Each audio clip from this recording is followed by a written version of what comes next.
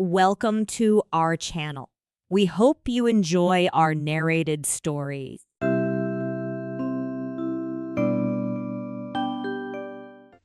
Certain houses, like certain persons, manage somehow to proclaim at once their character for evil. In the case of the latter, no particular feature need betray them. They may boast an open countenance and an ingenuous smile, and yet a little of their company leaves the unalterable conviction that there is something radically amiss with their being, that they are evil. Willy-nilly, they seem to communicate an atmosphere of secret and wicked thoughts, which makes those in their immediate neighborhood shrink from them as from a thing diseased. And perhaps with houses the same principle is operative, and it is the aroma of evil deeds committed under a particular roof, long after the actual doers have passed away, that makes the goose flesh come and the hair rise. Something of the original passion of the evildoer, and of the horror felt by his victim, enters the heart of the innocent watcher, and he becomes suddenly conscious of tingling nerves, creeping skin, and a chilling of the blood. He is terror-stricken without apparent cause. There was manifestly nothing in the external appearance of this particular house to bear out the tales of the horror that was said to reign within. It was neither lonely nor unkempt. It stood crowded into a corner of the square, and looked exactly like the other houses on either side of it. It had the same number of windows as its neighbors, the same balcony overlooking the gardens, the same white steps leading up to the heavy black front door. And in the rear there was the same narrow strip of green, with neat box borders running up to the wall that divided it from the backs of the adjoining houses. Apparently, too, the number of chimney pots on the roof was the same, the breadth and angle of the eaves, and even the height of the dirty area railings. And yet this house in the square, that seemed precisely similar to its 50 ugly neighbors, was as a matter of fact entirely different, horribly different. Wherein lay this marked invisible difference is impossible to say. It cannot be ascribed wholly to the imagination, because persons who had spent some time in the house, knowing nothing of the facts, had declared positively that certain rooms were so disagreeable that they would rather die than enter them again, and that the atmosphere of the whole house produced in them symptoms of a genuine terror, while the series of innocent tenants who had tried to live in it and been forced to decamp at the shortest possible notice was indeed little less than a scandal in the town. When Shorthouse arrived to pay a weekend visit to his Aunt Julia at her little house on the seafront at the other end of the town, he found her charged to the brim with mystery and excitement. He had only received her telegram that morning, and he had come anticipating boredom. But the moment he touched her hand and kissed her apple-skin wrinkled cheek, he caught the first wave of her electric condition. The impression deepened when he learned that there were to be no other visitors, and that he had been telegraphed for with a very special object. Something was in the wind, and the something would doubtless bear fruit, for this elderly spinster aunt, with a mania for psychical research, had brains as well as willpower, and by hook or by crook she usually managed to accomplish her ends. The revelation was made soon after tea, when she sidled close up to him as they paced slowly along the seafront in the dusk. "I have got the keys," she announced in a delighted yet half-awesome voice. "Got them till Monday." "The keys of the bathing machine, or?" he asked innocently, looking from the sea to the town. Nothing brought her so quickly to the point as feigning stupidity. "Neither," she whispered. "I've got the keys of the haunted house in the square, and I'm going there tonight." Shorthouse was conscious of the slightest possible tremor down his back. He dropped his teasing tone. Something in her voice and manner thrilled him. She was in earnest. "But you can't go alone," he began. "That's why I wired for you," she said with decision. He turned to look at her. The ugly, lined, enigmatical face was alive with excitement. There was the glow of genuine enthusiasm round it like a halo. The eyes shone. He caught another wave of her excitement, and a second tremor, more marked than the first, accompanied it. "Thanks, Aunt Julia," he said politely. "Thanks awfully."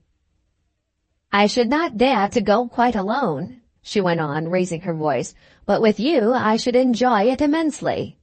You're afraid of nothing, I know." "Thanks so much," he began again. Is anything likely to happen?" "A great deal has happened," she whispered, "though it's been most cleverly hushed up. 3 tenants have come and gone in the last few months, and the house is said to be empty for good now." In spite of himself, Shorthouse became interested. His aunt was so very much in earnest.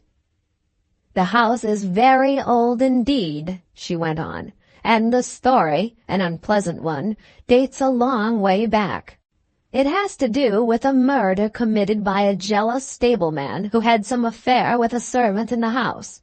One night he managed to secrete himself in the cellar, and when everyone was asleep, he crept upstairs to the servants' quarters, chased the girl down to the next landing, and before anyone could come to the rescue, threw her bodily over the banisters into the hall below.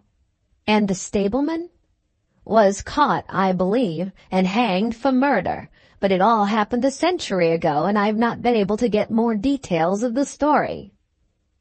Shorthouse now felt his interest thoroughly aroused, but though he was not particularly nervous for himself, he hesitated a little on his aunt's account. "On one condition," he said at length. "Nothing will prevent my going," she said firmly, "but I may as well hear your condition." "That you guarantee your power of self-control if anything really horrible happens. I mean, that you are sure you won't get too frightened." "Jem," she said scornfully, "I'm not young, I know, nor are my nerves, but with you I should be afraid of nothing in the world." This, of course, settled it, for Shorthouse had no pretensions to being other than a very ordinary young man, and an appeal to his vanity was irresistible. He agreed to go. Instinctively, by a sort of subconscious preparation, he kept himself and his forces well in hand the whole evening, compelling an accumulative reserve of control by that nameless inward process of gradually putting all the emotions away and turning the key upon them, a process difficult to describe but wonderfully effective, as all men who have lived through severe trials of the inner man well understand. Later it stood him in good stead. But it was not until 10:30, when they stood in the hall, well in the glare of friendly lamps, and still surrounded by comforting human influences, that he had to make the first call upon this store of collected strength.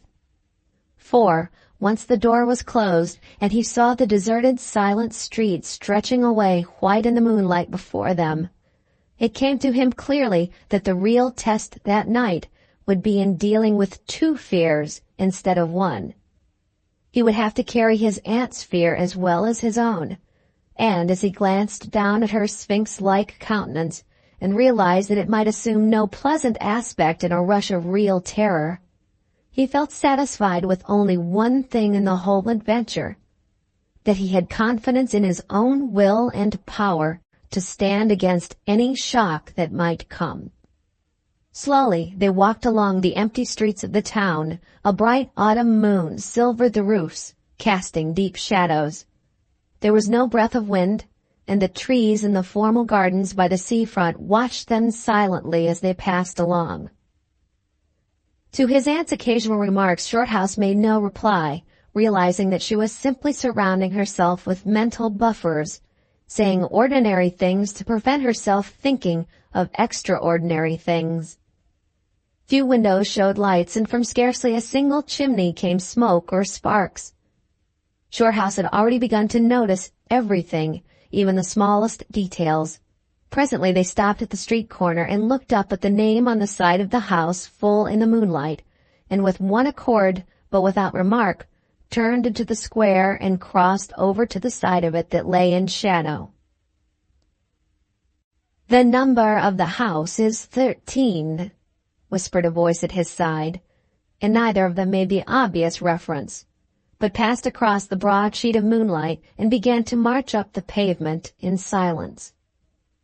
It was about halfway up the square that Shorthouse felt an arm slipped quietly but significantly into his own, and knew that their adventure had begun in earnest, and that his companion was already yielding imperceptibly to the influences against them.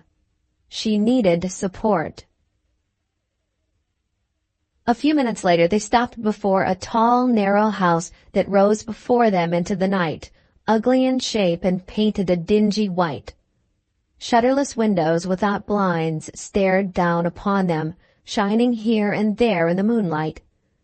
There were weather streaks in the wall and cracks in the paint, and the balcony bulged out from the first floor a little unnaturally. But beyond this generally forlorn appearance of an unoccupied house, there was nothing at first sight to single out this particular mansion for the evil character it had most certainly acquired. Taking a look over their shoulders to make sure they had not been followed, they went boldly up the steps and stood against the huge black door that fronted them forbiddingly. But the first wave of nervousness was now upon them, and Shorthouse fumbled a long time with the key before he could fit it into the lock at all. For a moment, if truth were told, they both hoped it would not open, for they were a prey to various unpleasant emotions as they stood there on the threshold of their ghostly adventure. Shorthouse, shuffling with the key and hampered by the steady weight on his arm, certainly felt the solemnity of the moment. It was as if the whole world, for all experience, seemed at that instant concentrated in his own consciousness, were listening to the grating noise of that key.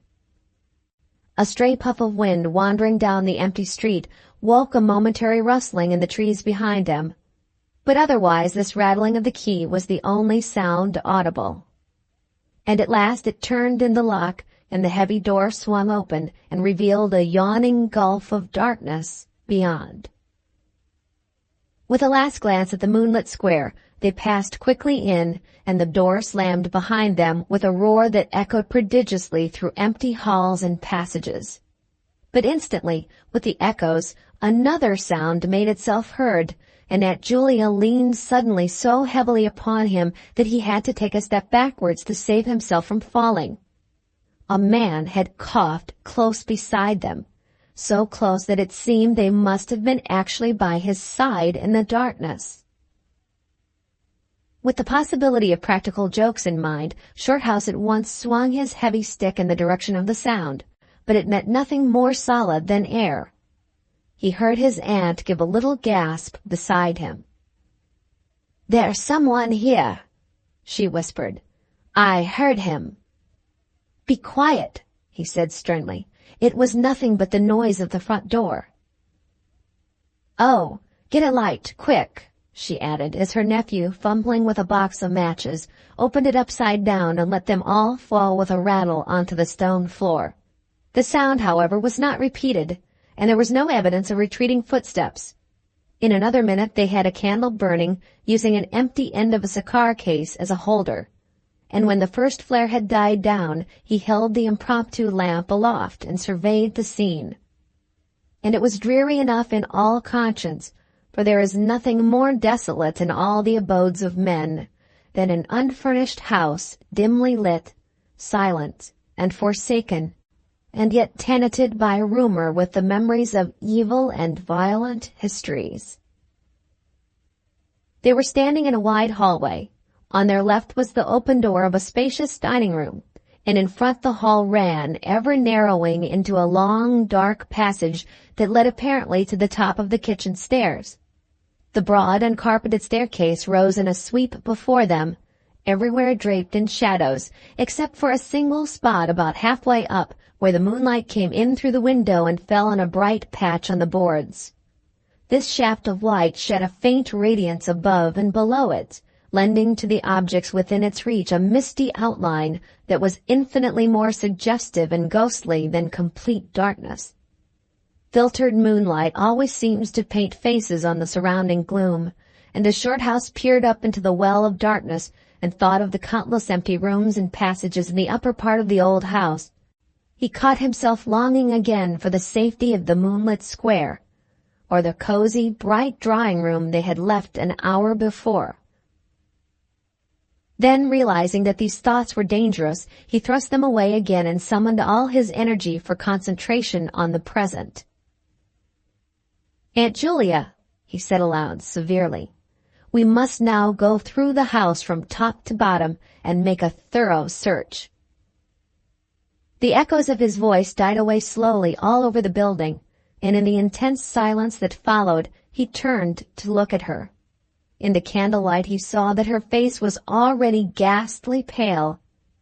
But she dropped his arm for a moment and said in a whisper, stepping close in front of him, "I agree. We must be sure there's no one hiding. That's the first thing." She spoke with evident effort, and he looked at her with admiration. "You feel quite sure of yourself? It's not too late." "I think so," she whispered, her eyes shifting nervously toward the shadows behind. "Quite sure. Only one thing." "What's that?" "You must never leave me alone for an instant."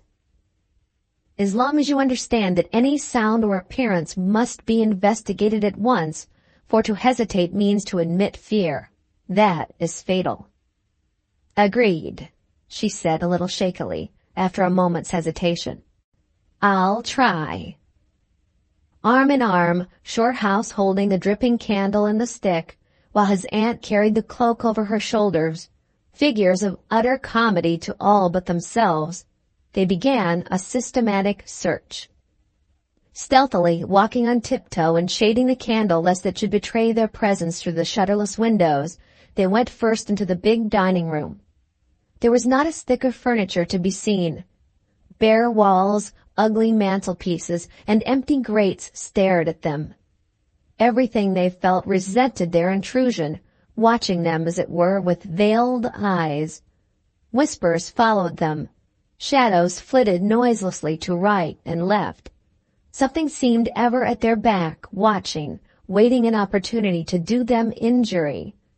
There was the inevitable sense that operations which went on when the room was empty had been temporarily suspended till they were well out of the way again. The whole dark interior of the old building seemed to become a malignant presence that rose up, warning them to desist and mind their own business. Every moment the strain on the nerves increased.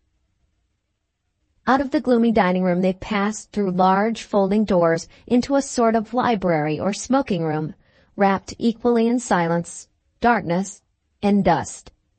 And from this they regained the hall near the top of the back stairs. Here a pitch-black tunnel opened before them into the lower regions, and, it must be confessed, they hesitated. But only for a minute. With the worst of the night still to come, it was essential to turn from nothing. Aunt Julia stumbled at the top step of the dark descent, ill-lit by the flickering candle, and even Shorthouse felt at least half the decision go out of his legs. "Come on," he said peremptorily, and his voice ran on and lost itself in the dark, empty spaces below. "I'm coming," she faltered, catching his arm with unnecessary violence. They went a little unsteadily down the stone steps, a cold, damp air meeting them in the face, close and malodorous. The kitchen, into which the stairs led along a narrow passage, was large, with a lofty ceiling.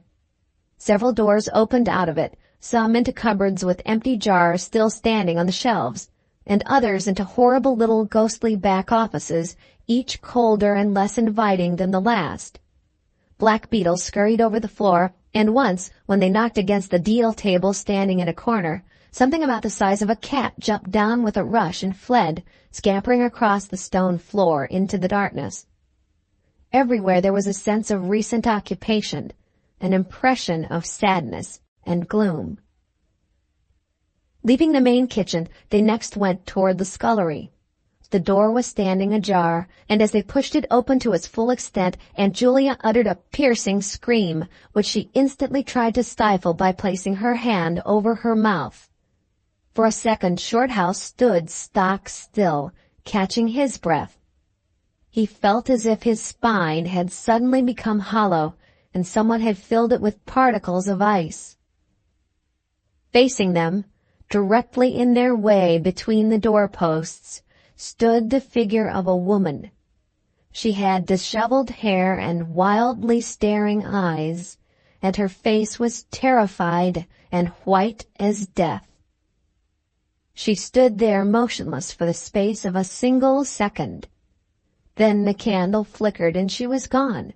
Gone utterly. And the door framed nothing but empty darkness. "Only the beastly jumping candlelight," he said quickly, in a voice that sounded like someone else's and was only half under control. "Come on, Aunt, there's nothing there." He dragged her forward. With a clattering of feet and a great appearance of boldness, they went on.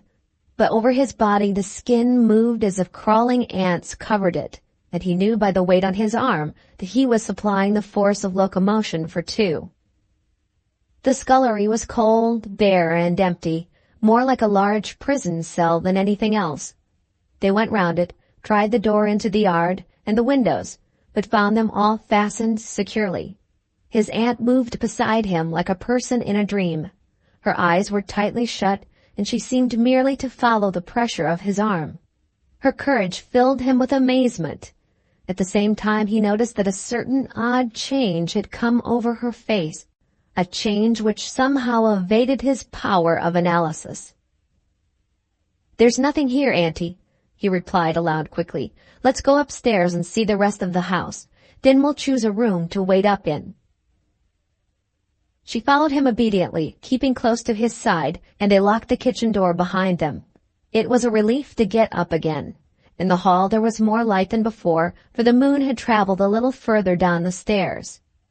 Cautiously they began to go up into the dark vault of the upper house, the boards creaking under their weight.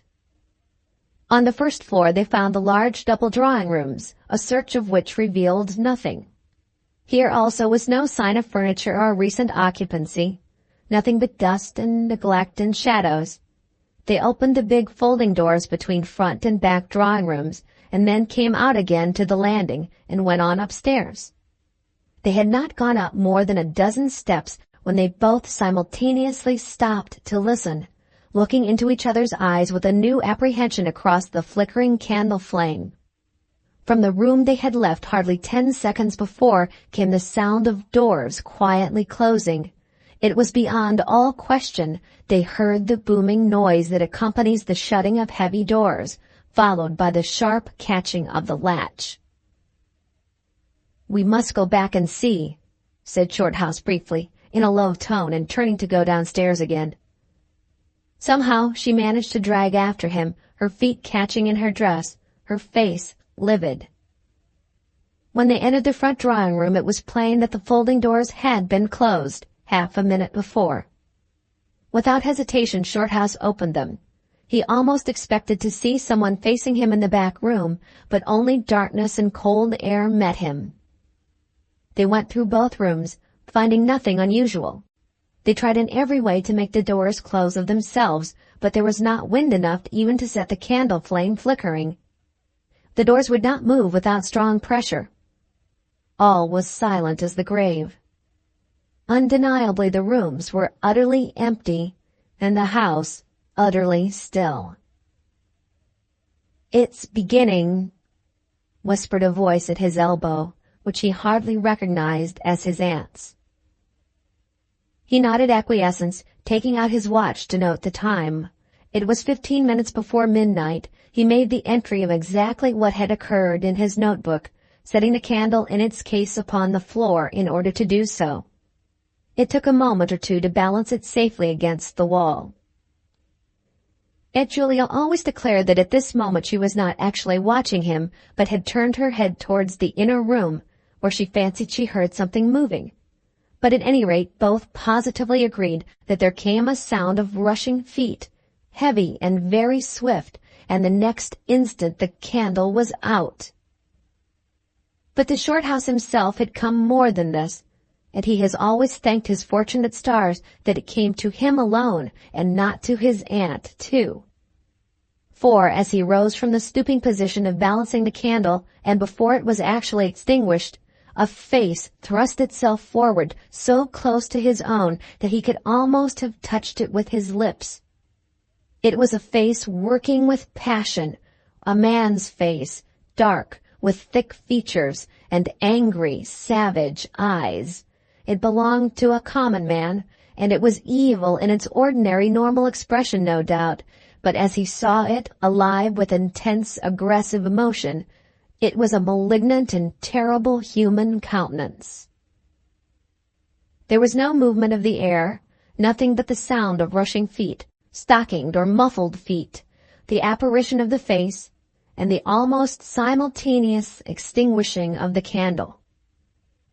In spite of himself, Shorthouse uttered a little cry, nearly losing his balance as his aunt clung to him with her whole weight in one moment of real, uncontrollable terror. She made no sound, but simply seized him bodily. Fortunately, however, she had seen nothing, but had only heard the rushing feet, for her control returned almost at once, and he was able to disentangle himself and strike a match. The shadows ran away on all sides before the glare, and his aunt stooped down and groped for the cigar case with the precious candle. Then they discovered that the candle had not been blown out at all. It had been crushed out. The wick was pressed down into the wax, which was flattened as if by some smooth, heavy instrument.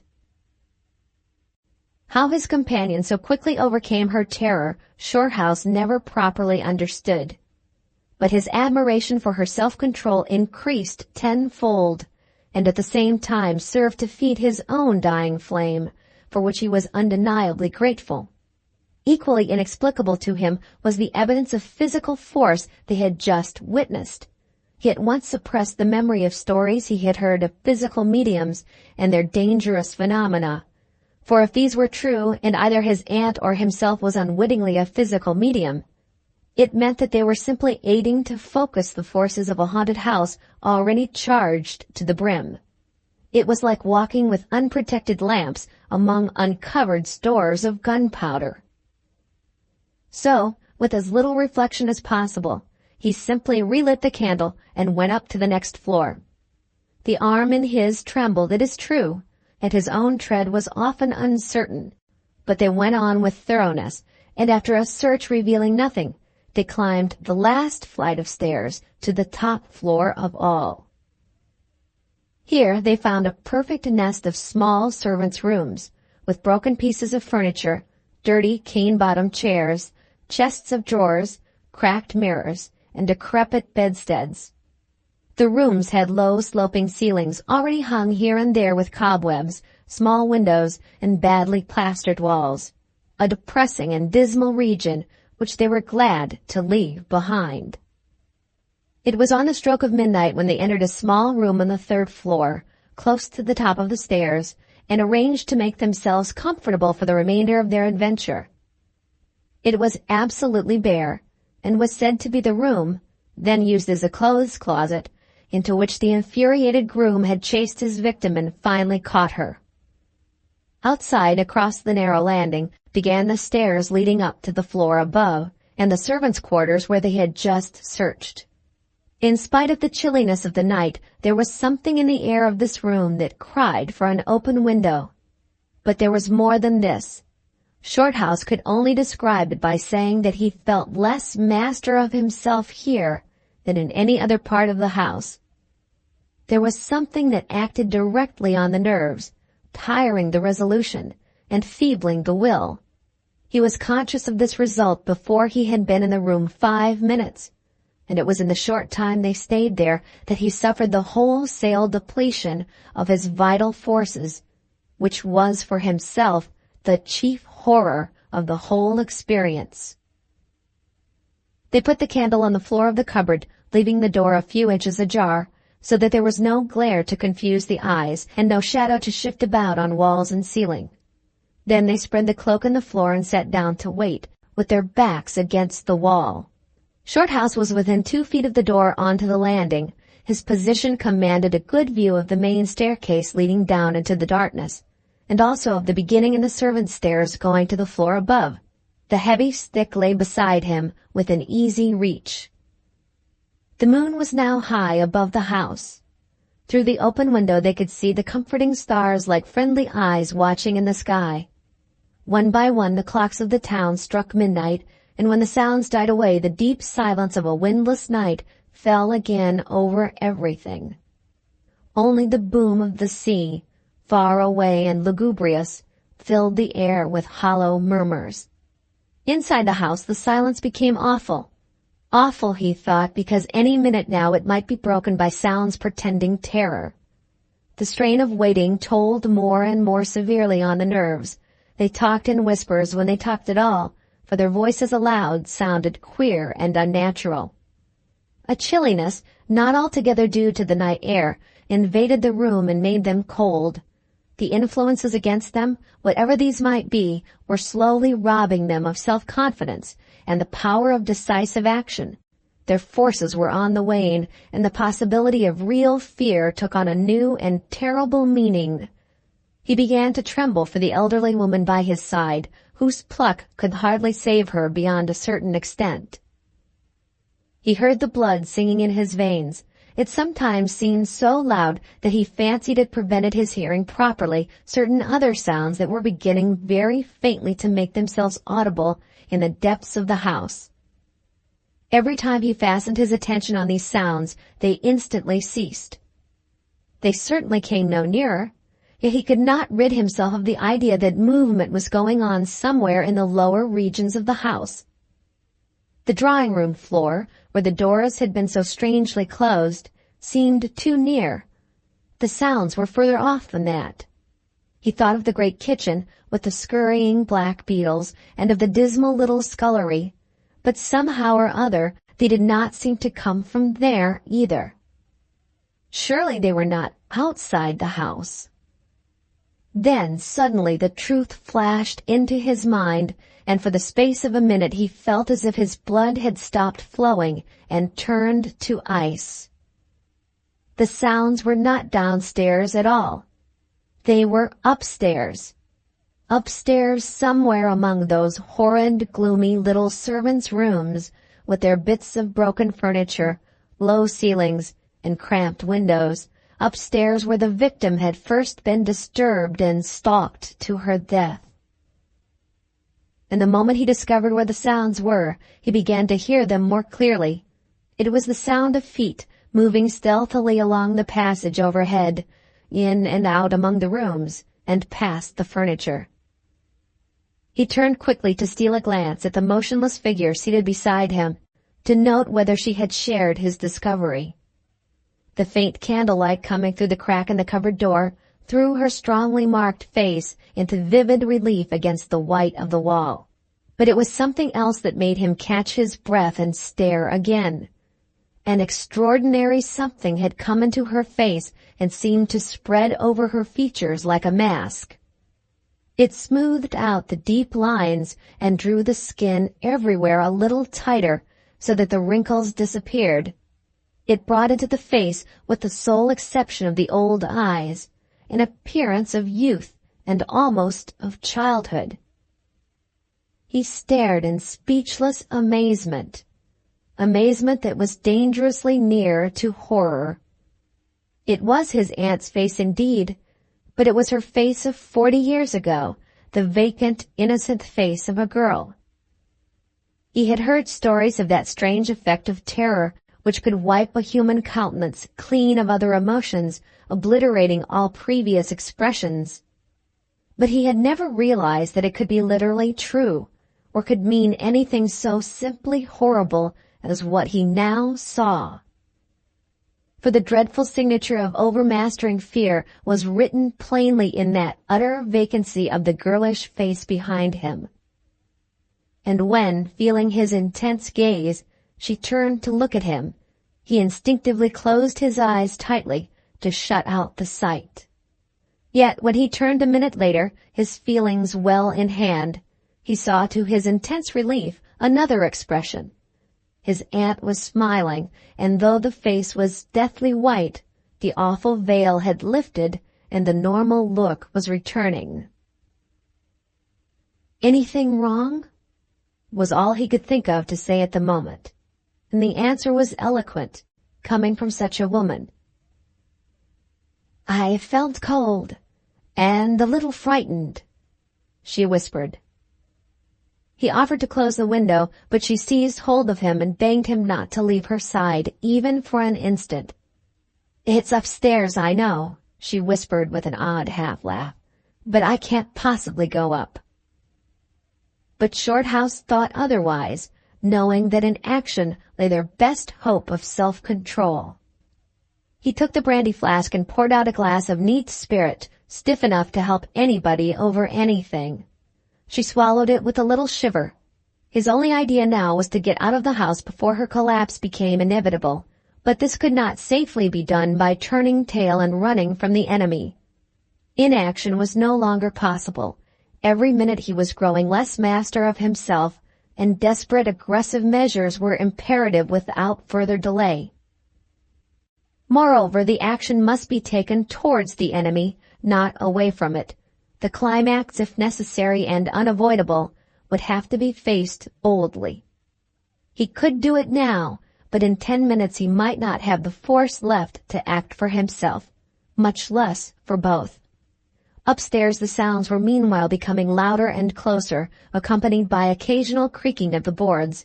Someone was moving stealthily about, stumbling now and then awkwardly against the furniture. Waiting a few moments to allow the tremendous dose of spirits to produce its effect, and knowing this would last but a short time under the circumstances, Shorthouse then quietly got on his feet, saying in a determined voice, "Now, Aunt Julia, we'll go upstairs and find out what all this noise is about. You must come too. It's what we agreed." He picked up his stick and went to the cupboard for the candle. A limp form rose shakily beside him, breathing hard, and he heard a voice say very faintly something about being ready to come. The woman's courage amazed him. It was so much greater than his own, and as they advanced, holding aloft the dripping candle, some subtle force exhaled from this trembling, white-faced old woman at his side that was the true source of his inspiration. It held something really great that shamed him and gave him the support without which he would have proved far less equal to the occasion. They crossed the dark landing, avoiding with their eyes the deep black space over the banisters. Then they began to mount the narrow staircase to meet the sounds which minute by minute grew louder and nearer. About halfway up the stairs Aunt Julia stumbled, and Shorthouse turned to catch her by the arm, and just at that moment there came a terrific crash in the servants' corridor overhead. It was immediately followed by a shrill, agonized scream. There was a cry of terror and a cry for help melted into one. Before they could move aside or go down a single step, someone came rushing along the passage overhead, blundering horribly, racing madly at full speed, 3 steps at a time, down the very staircase where they stood. The steps were light and uncertain, but close behind them sounded the heavier tread of another person, and the staircase seemed to shake. Shorthouse and his companion had just time to flatten themselves against the wall when the jumble of flying steps was upon them, and 2 persons, with the slightest possible interval between them, dashed past at full speed. It was a perfect whirlwind of sound, breaking in upon the midnight silence of the empty building. The 2 runners, pursuer and pursued, had passed clean through them where they stood, and already with a thud of the boards below had received first one, then the other. Yet they had seen absolutely nothing, not a hand or arm or face, or even a shred of flying clothing. There came a second's pause. Then the first one, the lighter of the 2, obviously the pursued one, ran with uncertain footsteps into the little room which Shorthouse and his aunt had just left. The heavier one followed. There was a sound of scuffling, gasping, and smothered screaming, and then out onto the landing came the step of a single person treading weightily. A dead silence followed for the space of half a minute, and then was heard a rushing sound through the air. It was followed by a dull, crashing thud in the depths of the house below, on the stone floor of the hall. Utter silence reigned after. Nothing moved. The flame of the candle was steady. It had been steady the whole time, and the air had been undisturbed by any movement whatsoever. Palsied with terror, Aunt Julia, without waiting for her companion, began fumbling her way downstairs. She was crying gently to herself, and when Shorthouse put his arm around her and half carried her, he felt that she was trembling like a leaf. He went into the little room and picked up the cloak from the floor, and arm in arm, walking very slowly, without speaking a word or looking once behind them, they marched down the 3 flights into the hall. In the hall, they saw nothing, but the whole way down the stairs they were conscious that someone was following them, step by step. When they went faster, it was left behind, and when they went more slowly, it caught them up. But never once did they look behind to see, and at each turning of the staircase they lowered their eyes for fear of the following horror they might see upon the stairs above. With trembling hands, Shorthouse opened the front door, and they walked out into the moonlight and drew a deep breath of the cool night air blowing in from the sea.